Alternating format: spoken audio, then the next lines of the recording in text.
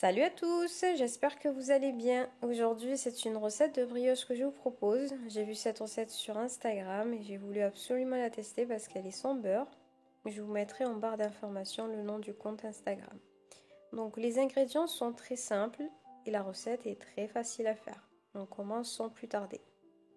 Je commence tout d'abord par mettre ma levure à tremper dans un peu de lait tiède et je la mets de côté jusqu'à ce qu'elle gonfle. En attendant, je vais préparer le mélange œuf et lait. Donc du coup, je vais mettre mes œufs et le lait dans un bol et je pèse jusqu'à ce que j'arrive à 200 ml.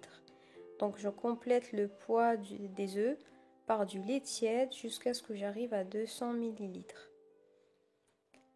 Ensuite, je commence à préparer ma pâte, donc en mélangeant tous les ingrédients secs, soit la farine, le sucre et le sel. Et puis je rajoute le reste des ingrédients. Donc dans cette recette, il faut utiliser de la crème fraîche épaisse. Ma crème fraîche n'était pas trop épaisse justement, ce qui a fait que j'ai dû utiliser un petit peu plus de farine parce que le mélange était un peu trop liquide. C'est pour ça que j'ai mis entre 500 et 600 grammes. Donc pour vous, en fonction de la texture de votre crème, vous allez peut-être avoir besoin d'autant de farine que moi, ou pas du tout, parce que dans la recette de base, c'était 500 g de farine et non pas 600.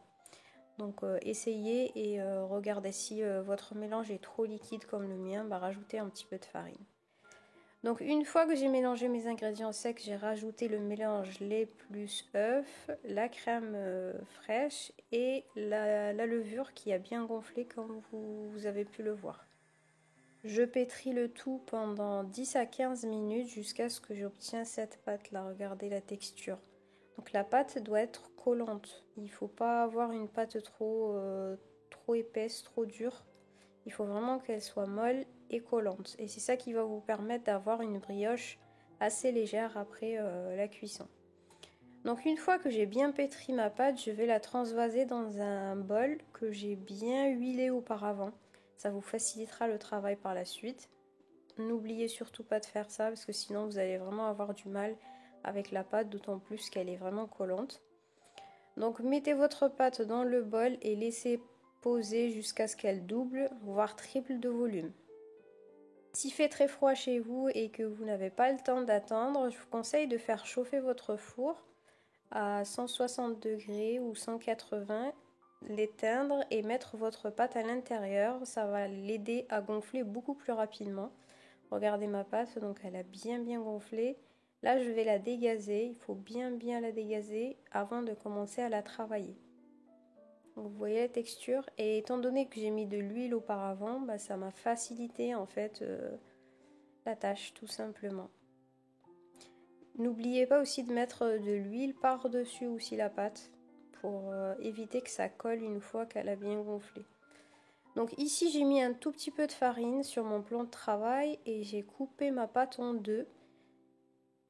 Alors si vous avez du mal avec la pâte et que ça colle, rajoutez un petit peu de farine, mais non n'abusez pas trop, sinon ça va vous modifier la texture de votre pâte et ça va jouer sur la texture de la brioche forcément. Donc j'ai coupé des petites boules de pâte, il me semble que j'en ai fait une quinzaine. Donc le nombre de boules va dépendre vraiment de la taille de votre moule. J'ai utilisé personnellement un moule qui fait entre 26 et 28 cm il me semble. Donc si vous voulez utiliser un moule qui est plus petit, une dizaine de boules de pâte vous suffiront largement. Si vous utilisez un moule de la même taille que le mien, faites pareil, du coup entre 13 et 15 petites boules de pâte. Ensuite, je les ai disposées comme vous voyez dans mon moule que j'ai beurré et fariné auparavant, sans trop forcément les coller parce qu'une fois que la pâte va gonfler à nouveau, ça va bien se resserrer, vous allez voir. Alors une fois que j'ai bien disposé mes petites boules dans le moule, j'ai mis la pâte à lever une seconde fois en réutilisant la méthode du four préchauffé. Et c'était très rapide, ça m'a pris 10 minutes.